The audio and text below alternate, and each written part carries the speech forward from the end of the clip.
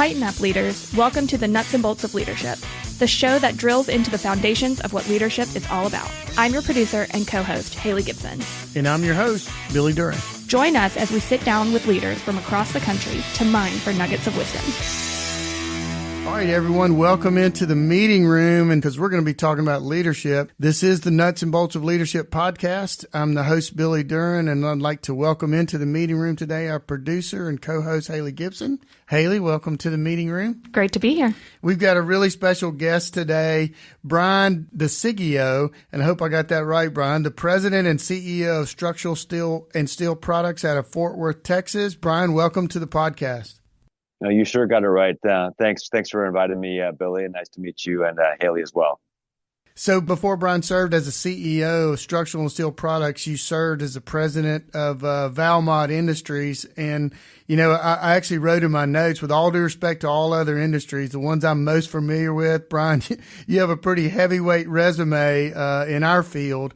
And reading over your resume, I'm very impressed, you know, even including your consulting work, that you seem to really have some gift in organizational transformation, including strategic planning, cultural creation, as well as building exponential growth models. But as I mentioned to you this before we got started, what really captured my attention about you, Brian, on your LinkedIn, your personal mission statement says that you lead from the heart. So it's a very unique statement, and I would love for you to share with us kind of where that came from, and then tell us a little bit about Structural and Steel Products and what makes it a great organization. Sure, I will do it. We're going to kind of kick it right off by just saying I'm going to go deep as you'll allow me to go. And as I said, please cut me short if I ramble. But yeah, leading from the heart means a lot to me. It's not a tagline. It's really something that rose from the ashes of years spent trying to lead with my head, which basically left me eventually perpetually in a state of discontentment and unhappiness in all aspects of my life. And it took me a while to grow and to learn through why that was. You know, why did I feel the need to lead with my head, to think you have to have all the answers or to be the smartest person in every aspect of your life, and yet you're miserable. And with some support and a lot of effort, I really learned that I carry around with me kind of a core belief at its heart that's flawed. And it's namely that if I'm not perfect, I won't be accepted or loved. It's really a core belief deep down. Kind of maybe I was born with it. But it really permeated my mind over a long period of time. And I learned along the way that, you know, what the right mindset can do for you, that thoughts actually do prompt your feelings, and how you feel is really how you end up behaving. And so that was a bit of the work that went behind it when I realized that the only person I was afraid of really disappointing was myself. And I didn't need to be perfect, and I could accept who I was. Little by little, the fear of whatever went away. And suddenly I realized I have all this blessings in my life. I'm not using them the way I want to. Boy, if I could bring that all together, if I had to do it all over again, I would just lead from the heart and let the head do what it needs to do. And that was really the genesis of it just a few years ago. And Structural and Steel Products really, we found each other at the right time. I had left Valmont, great company, love it, great relationships still with the company.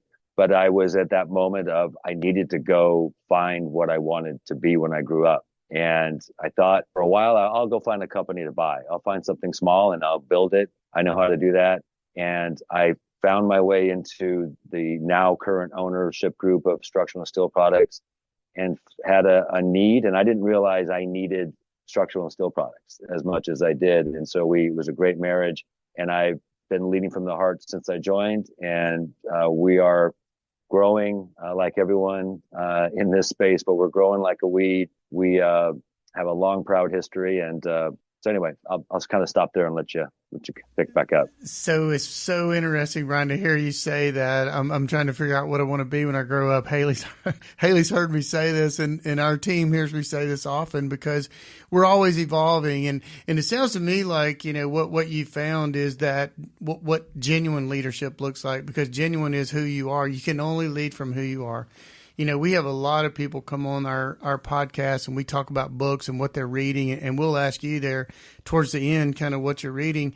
But oftentimes we may pick up a book and it's hey, I want to change and be like that person, or I want to pivot and be like this person. And, that doesn't lend itself to, as you just said, leading from the heart. I love that you say it's not just a tagline, and really it left you in discontent trying to lead from the head and not from who you are. So I appreciate that. And I really believe your team, that's why you're a great leader, that you're leading from your heart, that your team gets to see who you are.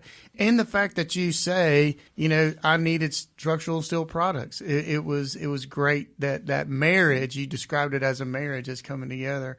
So Brian, we're bringing proven leaders like yourself from all over the country because we actually find the storytelling to be very powerful. And I believe that your story will resonate with our audiences, particularly when you look back and just from what you've just told us about learning to lead from the heart, from where you came from.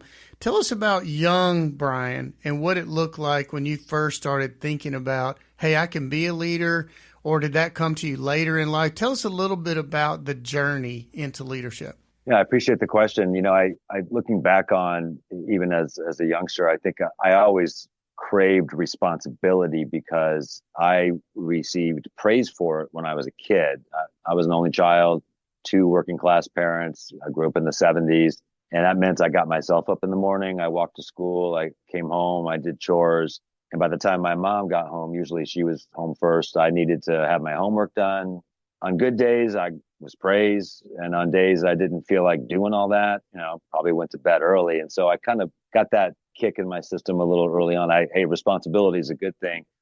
Later on, during my first, what I call my real job, my first real job, I was an engineer. I worked as a shift test engineer for Norfolk Naval Shipyard. I took responsibility at the age of 22 for upwards of 80 people during overhaul and repair of aircraft carrier power plant systems. I was scared to death at times, but I absolutely loved that responsibility because I didn't know what the heck I was doing half the time, that's for sure. But it was during that time I recognized that I always wanted to be in a position to make things happen. And that's kind of was the beginning of it. I love the way you described your home and how your parents were influential in that responsibility creation in your life. And then also being vulnerable to say, look, I had leadership responsibilities that couldn't even appreciate the weight of it. But you actually said, this is one of those things I was a little fearful of. So to our young leaders, part of growing in that young leaders, kind of identifying where I am, kind of being vulnerable to say, I still need to learn. It's okay that I'm not completely comfortable in this because we're on the journey. We're on that leadership journey. And I appreciate you sharing it that way.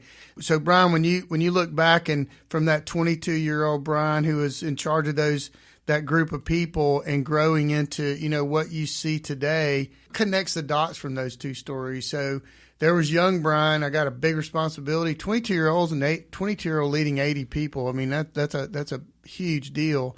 What do you see the similarities and maybe even some contrast from now to then? Well, I think I love a challenge. And so I love being thrown into the deep end of the pool. And I've had the good fortune in several, both professionally, but as well as personally, just to be thrown in and you better figure it out or else. And that was usually pressure I would put on myself. And so that was definitely a through line. I think the, contrasting the two, really was, I was able to accomplish a lot, physically and mentally and get a lot of things done when I was younger through sheer fear of failure.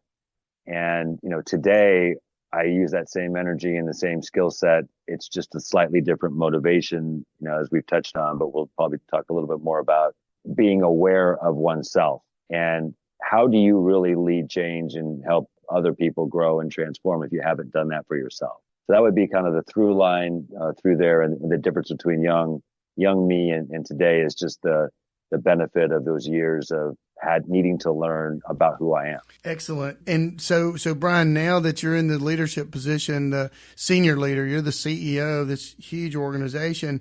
What do you see now as the challenges for leaders? So now you're leading leaders. You're not just in a leadership role. You're actually leading other leaders. What are the challenges that leaders are facing today? Maybe they didn't face them back, from what your perspective from younger. Maybe they did. Maybe they look a little bit differently now. But what are those challenges that are facing leaders today in leadership development? Yeah, I think, beyond just the basic skills of understanding how to call a meeting and when you should call a meeting and how to sort of manage the physical interactions and the mental exchange of thoughts and ideas. I really think that the greatest challenge for any leader is to really get to know themselves. And because all roads, in my belief, are coming back into your mindset. And I can tell instantly, and in fact, without being too specific, there's, a person, a younger manager that is learning how to face some insecurities. And so if you are a really capable, outstanding, good manager, but you are insecure about sharing things, let's help you understand and get comfortable that it's going to be okay. We're going to help create an environment where we're going to learn and we're going to celebrate learning together. And we're going to kind of laugh at ourselves if we do something that would embarrass. And we're going to go through that together. I think as a leader today, it's difficult to get that comfort level. So my job is really to help my leaders and their teams feel comfort in being authentic. And again, we're in this together. We'll learn together. And where we fail, is it really a failure? It's not to me if we can learn something about it. One of our guests on, we were talking, because early on we were kind of identified our audience as the emerging leader, the developed leader that's kind of honing their skills. Also, now we believe that we have business owners that are listening that because they're interested in culture, and we're going to shift over to culture here in a second. But what you've just identified, though, that leaders that can be vulnerable and in a safe environment that you are creating, and really that's what culture is, to express those insecurities. Because part of the leadership journey for me, looking at some of our young leaders, is they think they have to be perfect before they can get into the role or step into the role. Actually, like you said, we're still trying to decide what we're going to be when we grow up. We're always learning. We're always emerging. So walking through that with your leadership team, and particularly some individuals on this insecurity piece, I think that's a great wisdom nugget for our developed leaders, is to let your emerging leaders come to you and say, hey, here's where I'm struggling, without that being a penalty to them. As a matter of fact, as you said, that should be celebrated from leadership. If I've got a young leader who says, hey, I'm struggling right here, man, you can help me hone in and we can talk about that specific thing. So Brian, with that and the culture you're kind of creating, and that really speaks to culture, your bio talks about you being a strong advocate for culture creation and culture protection. What does that look like at Structural Steel Products? What does that look like? Culture creation, culture protection? No, it's a great question, and I think that this is a question that definitely applies, not just in business, but really in interpersonal relationships. We all have our own even individual culture, but specifically for Structural Steel Products, the company was founded in 1969. It's evolved through several different sets of owners over the years, and when I sort of showed up on the doorstep, and the first thing I did and had I was afforded the luxury of, because I was initially a board member. And so I was just kind of visiting, and I lived just down the road and had time, and you get a feel for a place. So I always talk about, feel, kind of rub my fingers together when I say it, kind of, you get a feel for a place. And I looked around, and it's, we're in an older office building at a 23-acre large manufacturing facility here in Fort Worth. Had a feel to it. And then I hung out with the team and got to listen to what they talked about or what they laughed about. And then I heard some stories. And then over time, as I spent more time, so the first thing for me in order to make sure is to understand the situation, is to assess the situation. What do I think the culture is? One thing that grabbed my eye, not initially, but eventually, was you walked into, I'm sure, countless companies in your career, Billy and Hali. And you go into most companies and maybe in the lobby or maybe somewhere down in a conference room, you might see their values. And I looked around one day and it hit me. I'm like, there's no values on the wall, but yeah, I know what the values are. I've seen them, and I talk about the DNA of this place, and got with the team, and really we ended up adopting the acronym HEART.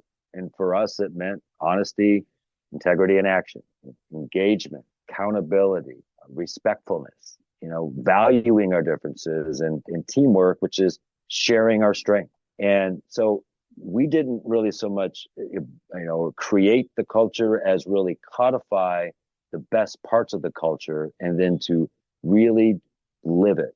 So we do have framed, pictures on the wall and imagery when you come through our shop, our not only the physical manufacturing area, but the offices, but we employ it. So when we look to hire people, and we sometimes have had to coach people out, the first thing we say is, are they fitting the values?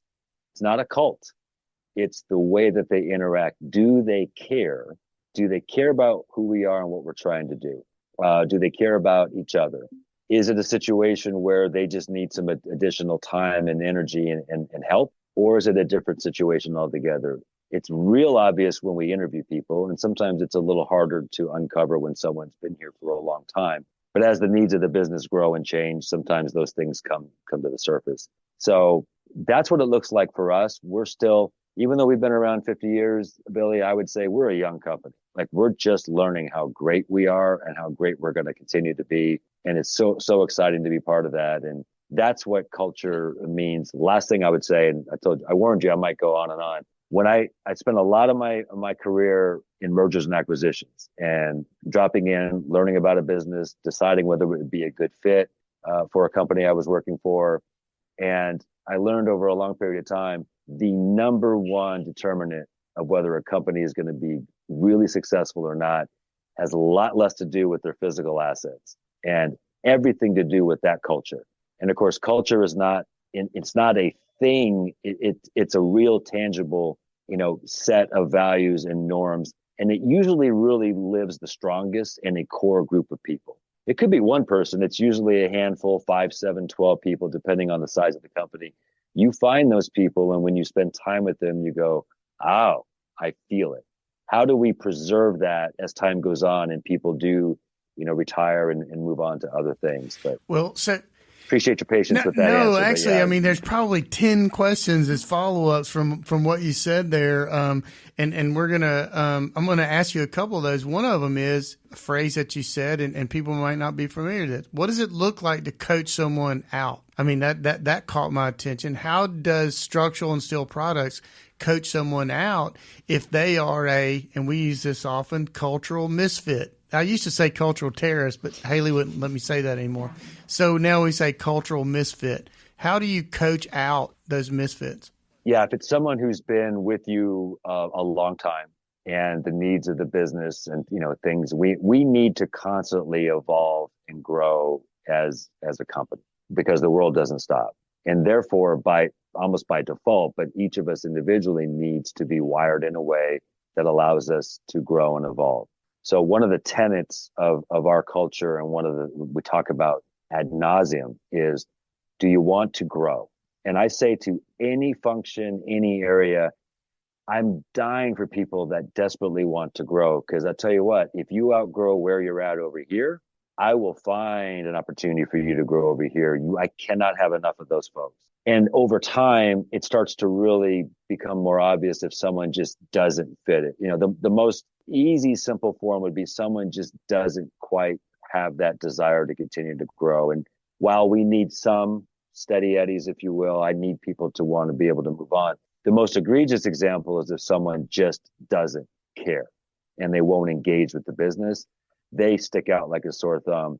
I learned the skill. It's more than an art, but the skill. I cut my teeth at General Mills for about 10 years earlier in my career, in my first kind of long foray in business. And they were really skilled at giving us training on things like that. How do you manage performance by coaching out? The best thing you can do for the individual is to let them know over time, and with the right series of discussions, I don't think this is going to be the best place for you long term.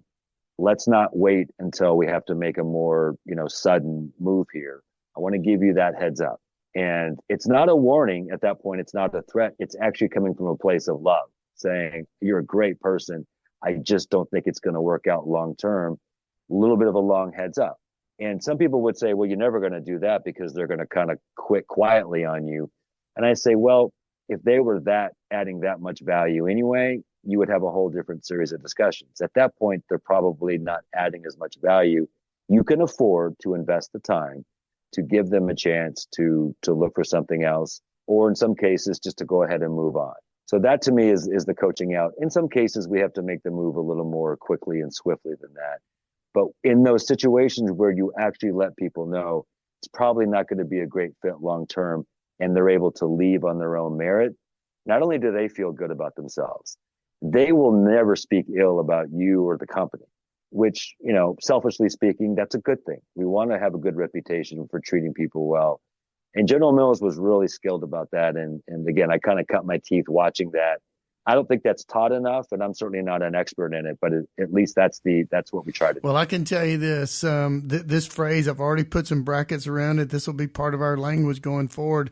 This is why we like bringing leaders like you on our program, the long heads up. I really love that phrase, giving them, we are truthful and honest. If that's part of our culture, it is to be truthful and honest with those who aren't. We don't necessarily see them as a long-term fit here. So we're with Brian Desigio. He is the CEO of Structural and Steel Products, and you're on the Nuts and Bolts of Leadership podcast, and we'll be right back. Threaded Fasteners is a 100% employee-owned company whose mission is to create value in and for the people we serve. So, if you're interested in learning more about how we develop a people-centric culture, or if you're interested in a customized fastener solution, send us an email at culture@threadedfasteners.com. That's culture@threadedfasteners.com. All right, everyone, we're back in the meeting room, and we are getting just buckets of wisdom today, Haley. And I'm going to let you start with this next question for Brian. You have a good guest when you start having to flip pages to take notes. I'm on page 3 of notes right now. Notes all over my sheet. They're everywhere. But Brian, so I don't know if we've kind of talked about this before, but I do write an article internally for our team called the Millennial Corner. This came from a conversation that Billy and I had in my very early stages of working at TFI. And we just kind of talked about the differences between, my generation and his generation, both in the workforce and outside of the workforce. Often these millennial corners become my just general musings on just philosophy with my, I have a philosophy degree, so I often kind of use the philosophical side of things into these. But also it primarily is my musings on how my generation differs from, other generations. My signature is from one generation to another. Kind of how do you deal with those generational challenges within your team? And then how do you have any strategies to kind of ensure that the communication between, all of the different generations that are under your umbrella kind of work together? That's a great question. It's thinking about the composition of our organization and our workforce. We definitely have a multi-generational workforce ranging from 22 years, probably someone who's 21 out there in the shop, but 22, let's say, to 76 years old. I know we have welders in our shop in their mid 60s that have been doing it for 40 years. And I have people in their 20s that are managing, multi-million-dollar jobs basically. And I think, thinking about the differences and how we affect a good strategy to make sure we don't eliminate any gaps, let's say, or any chasms is, the differences I find, this is, I hate to broadly classify, an age generation, but if I had to, I would say the younger generation, for me, younger would be, let's say, someone in their 20s, maybe early 30s, but younger, that generation which pretty much grew up with pretty much ready access to information and things move pretty quickly. I find generally that they prefer a situation where they have a little more structure, a little more prescription to what we're doing, so they understand what's expected of them and where we're going. Versus, I would say, my generation, I'm technically Gen X, I'm 53, so getting up there.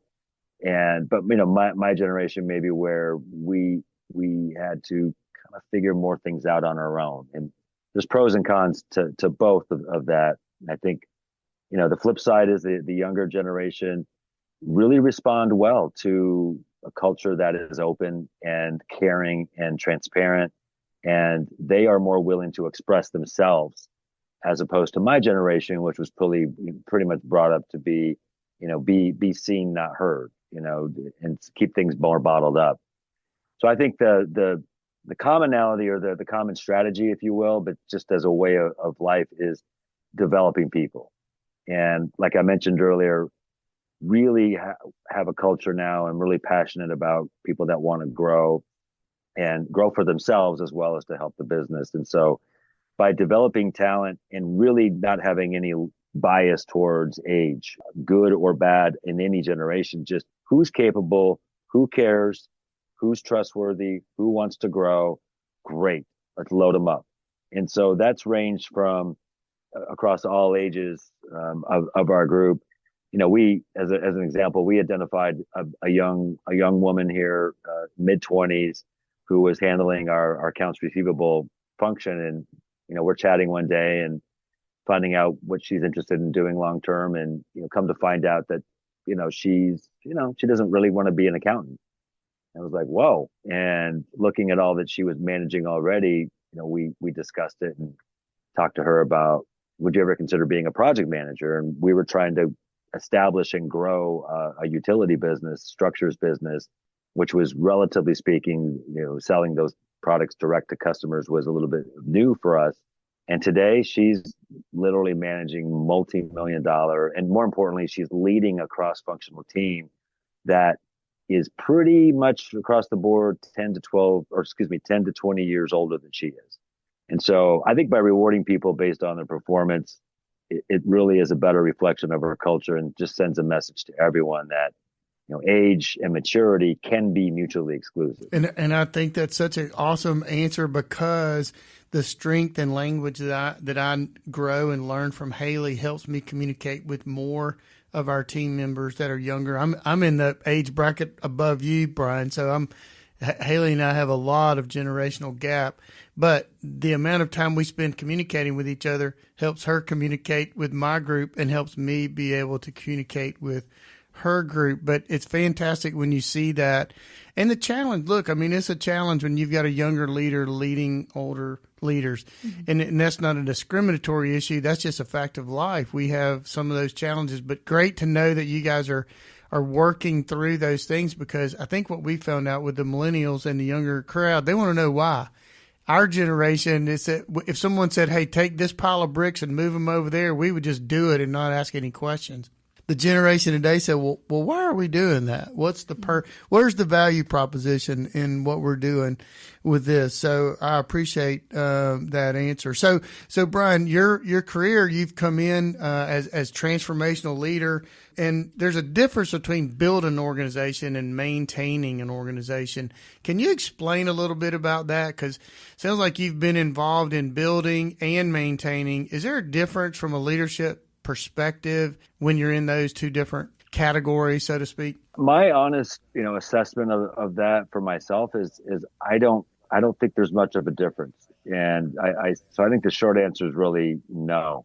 I don't think you can simply maintain an organization in any case, because if the focus is on maintenance, our customers are always changing and needs are growing and evolving, and certainly competitors or people that we might compete with are evolving and changing and growing. And so to me, it's whether it's a situation which really needs a little more heavy lifting to infuse some different thoughts into it, or it's to just continue to build upon what we have. It's just a constant state of really constant renewal.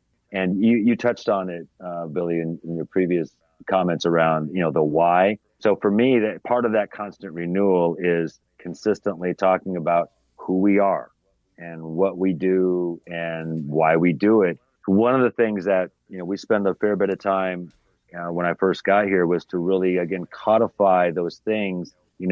What we do, we can describe those: design, manufacture, distribute, engineer components of infrastructure in the following markets. That's pretty straightforward. That's what we do.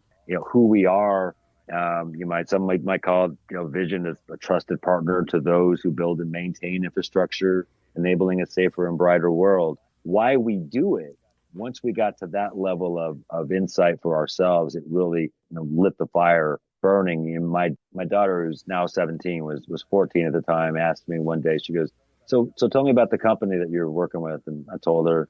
She goes, yeah, but what do they do? Like, what are they about? And I described it, and she goes, no, but why?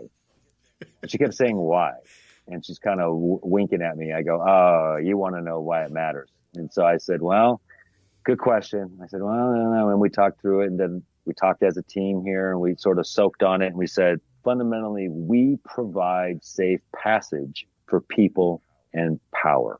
We hold up power transmission lines. We provide sign structures, overhead spans, traffic lighting. We distribute guardrail and crash cushions. And we literally make the world better, safer, brighter. We provide safe passage for people and power. So that sort of constant state of renewal, of reminding ourselves what we're all about, is really I think the key. And that was true at the beginning of helping to, kickstart a few things here. And certainly as we continue to go forward and maintain and build upon.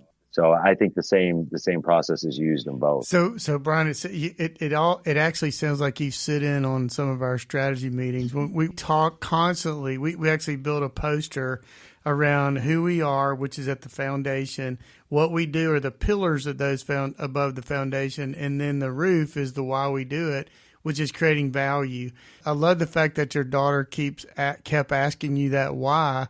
I mean, I think just like visiting the lady that you go down and visit with her and she brings that smile to your face, visiting with those around us that will poke us a little bit, asking us those why questions, fantastic. I would have to say we hold the world together. So we're in the nut and bolt business. I'm gonna try to figure out how to work that into some of our language. We hold everything together. So that's a pretty cool why behind our story. You do. That's actually, that's even equally profound, really. Yeah, we hold the world together. Yeah. That's cool. So we not only do we pick up nuggets here today, Haley, we've already picked up some messages to begin shouting. We've used that one a little bit here. Okay, holding the world together. So the other side of that is we have a show that is called Tighten Up, which you need to put a little wrench on that program that you got going. So Brian, to switch gears just a little bit. Give us some insight into how you build your team. What are the qualities you're looking for in leadership? Because again, I believe we have emerging leaders that are listening to this program and they're saying, hey, how do I start my journey? How do I get going? What am I need to be building in my portfolio to become a member of a company like Structural and Steel Products? Yeah, this is a really good question. And this is one that, every leader needs to be open to the idea that there isn't just one way to do it. You got to, approach this the way that makes sense for you ultimately. But I would say for me, qualities I'm looking for in my leadership team and really how do you find those and seek those out?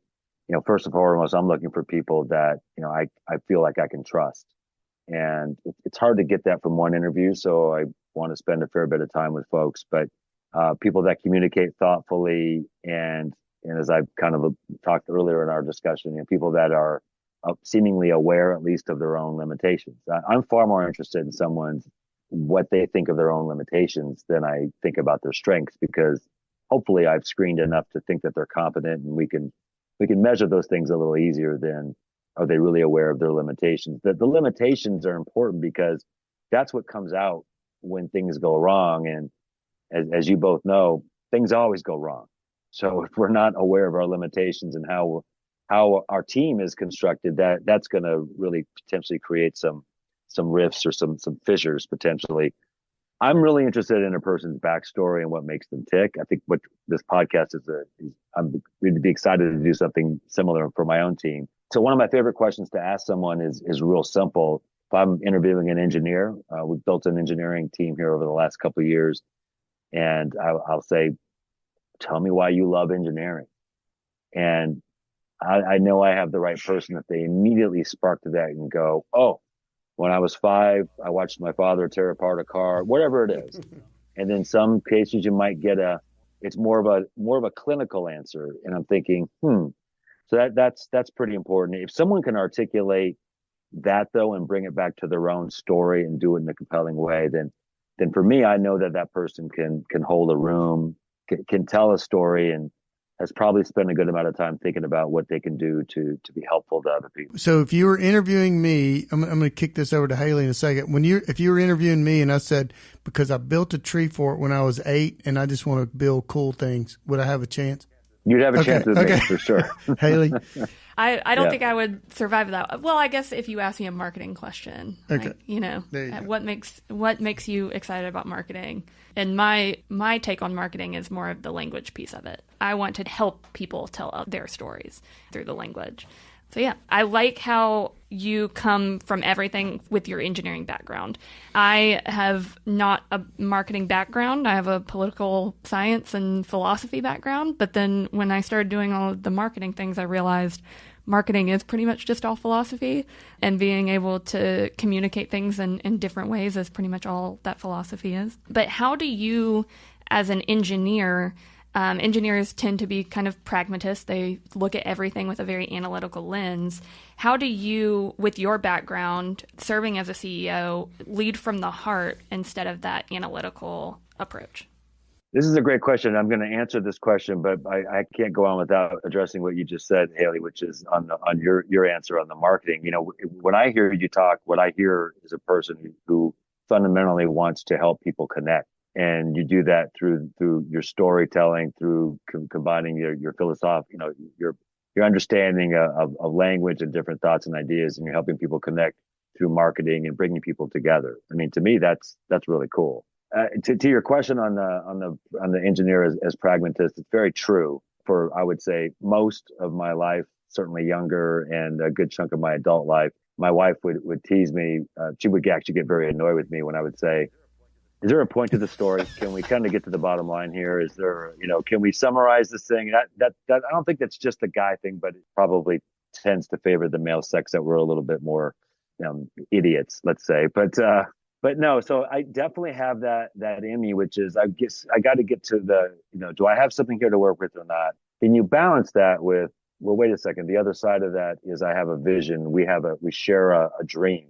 We want to be the preferred secondary supplier to utilities in the U.S. Well, do I have the facts that back it up that say that that's likely or probable? No, not really. Got some things I'm going to go on. It's finding that bridge. How do I pursue a set of beliefs or ideals that may not be realistic when faced with facts that wish to dispute that notion? So for me, the relief to that tension is connecting to purpose. What is my personal who we are, what we do, and why we do it. And for me, when I left Belmont, I was really getting centered and focused on who I am and really addressing my own limitations, my own demons, if you will, of those things that plagued me, and I just pushed them to the side. One day I realized you don't have to have a perfect answer to this question, but gosh darn it, answer the question for yourself. Why? What's this matter? Why do you matter? And I just said, you know what? I want to create opportunities for others to create opportunities for others. You know what? If I could do that, I don't care where it is. I don't care the size of the company. I've seen a lot of cool stuff. I don't care. And literally, I'm telling you, within a matter of months of me really having that vision, one thing led to another. And like I said, before I knew it, I was sitting here. It's like once I really connected with that purpose, and for me, that allows me to balance those two sides of my personality, the idealistic, I got to have a vision and I got to inspire, with the pragmatic side of my sort of technical and analytical background. It's difficult, and it's a daily task to seek that balance, and you sometimes tilt one way or the other. But if I can do all that, I know I can leave this world 1% better than when I found it. And I would not have said that to you as recently as 6 or 7 years ago. I would have said the world is not necessarily better because I was in it. So that's been my my goal. And again, that's kind of a guidepost for me. Brian, what I'm hearing, what is shouting this overall message, and you kind of keep coming back to it, is that you spend a lot of time not necessarily just working in the business, but you're working on the business. Mm-hmm. When you're talking about developing the why and the purpose and identifying that there is possibly some tension between leading from the heart and that pragmatic way of going, I can tell that you've wrestled with how to be very intentional on working on your business.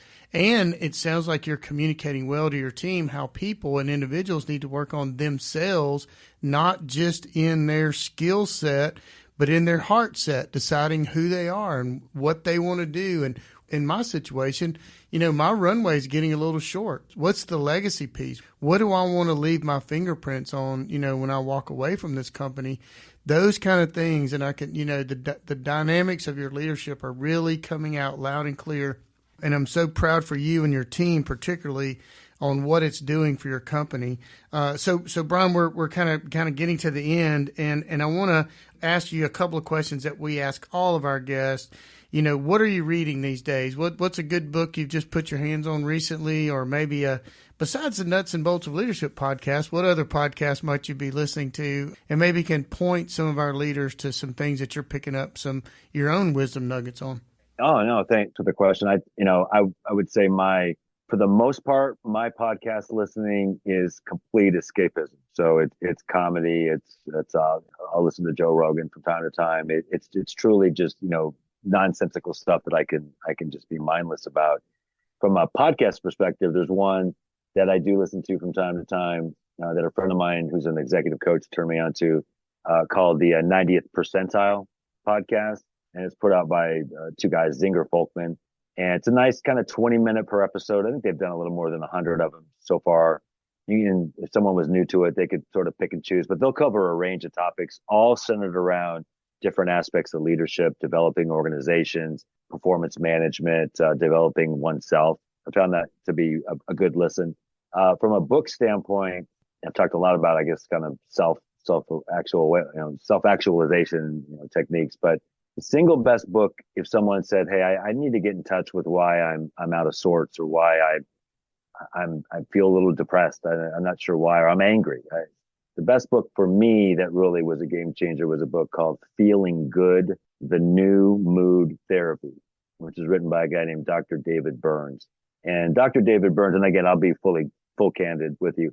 Dr. David Burns, he has some tools, but one of them he has kind of what he calls the depression checklist. And not to get too dark, but at one point in time, a few years ago, I was looking through this checklist and I checked the box, and I'm checking. And I'm looking at every score and I'm full blown depressed. Now, I don't think I have depression. Maybe I do. Today, in the last few years, I go back to that from time to time, just as a curiosity. I don't answer a single question in the affirmative. Literally. And I go, wow, I transformed. I didn't necessarily transform myself. I participated in the process of it. But yeah, I mean, that's incredible. So that book really for me was a game changer. Also, by the way, it has a little bit of an analytical approach to it. So there's some tools that, that kind of, you could use a spreadsheet for some of them. And that's, of course, I'm going to gravitate to that anyway, but I would share those. Well, I would tell you that's so first of all, congratulations. It is an interesting proposition when you can go back and look where you've come from and where you are today. So I'm so glad you shared that, because there's so many people that go through these kind of things and we never hear about them.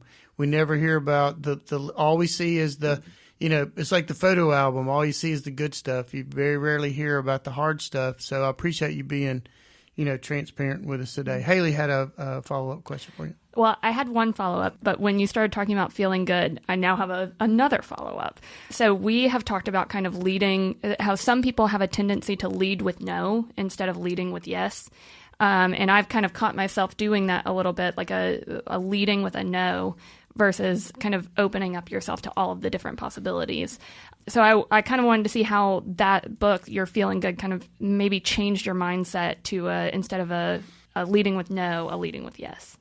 Yeah, I would say here's the way it would work in practice. Say we have a particular process, a quotation process. So the way that we're going to quote potential new jobs in a particular market. And I think that the process is working quite well. And a member of my team comes to me and pulls me aside and says, hey, I was thinking, I have an idea of the way we could do that better. And they rattle off something. If I say no right away, what this book would guide you to is if my no was not truly well thought out, like I'd already anticipated this and I had a reason for it. But if I just said, no, that's not going to work. No. This book would kind of guide you to, so what the action was, you said no. There was a feeling that led to that action. And before that feeling, there was a thought. And that thought tied back to a belief. Literally, this is how it works. And you go, I said no instantly, and I didn't give that person even the time of day for it. So obviously I felt, what did I feel? I felt I was angry. No, I was irritated. I was annoyed. I felt attacked. Why? Because you thought that they thought you weren't good because you have a core belief that if you're not perfect, you're not accepted. So that really had nothing to do with that person and even in their idea. That was me. Yeah, that was kind of you. That was your mindset. Had you instead just said, let me listen to what you have to say. Okay, thank you. First of all, thank you for even caring enough about us to have a different idea. And then you have a follow-up, and it's a yes and. And the yes and may still be, we love it, but it's a no but. It's a no but, we're going to shape it. So I think that that's what this book would do for me, is it slows me down to realize my first guttural reaction to something is probably coming from me, and it's probably not even accurate to who I really am. So just take that extra breath, and it gives you some tools to kind of work with it. Very good. I like the feelings part. You can't ever take away all of your feelings in business. Your feelings are still going to be there. So Brian, in these last few minutes we have together, we normally ask our guests to get personal with our audience. Would you like to speak directly to our audience, particularly an emerging leader, with advice that you would give our listeners who are listening today to become a better and more effective leader? Yes, I would say there's two things of advice to both current leaders or younger folks, people that aspire to become leaders or be more effective. The two things. The first is, you do not have to be, just because you wear a title doesn't make you a leader. In fact, quite often people that wear titles are not terribly effective leaders. You don't have to have that title. Leadership comes from the back, and it comes from the middle, and it comes from the front, and it needs to come from all sides. So if you're interested in it, focus more on the first part or the second part, which would be what's your motivation? So if you're already a leader, but you're motivated to become more effective, is there something particular that's prompting you to do that? And maybe spend some time on what that was. Is it just like, look, I want to be the best leader I can? Back to the why. Why is that important to you? Is it something driven by a purpose? Is it a need in you? If you understand your motivation, to me, it takes some of the pressure off. Because if I really am motivated to learn something, and if you have to learn how to become a great leader, and it takes practice, I really want to learn something, then I'm open to all information. And I'm open to have discussions with people of all sizes and shapes and backgrounds, because I need to absorb.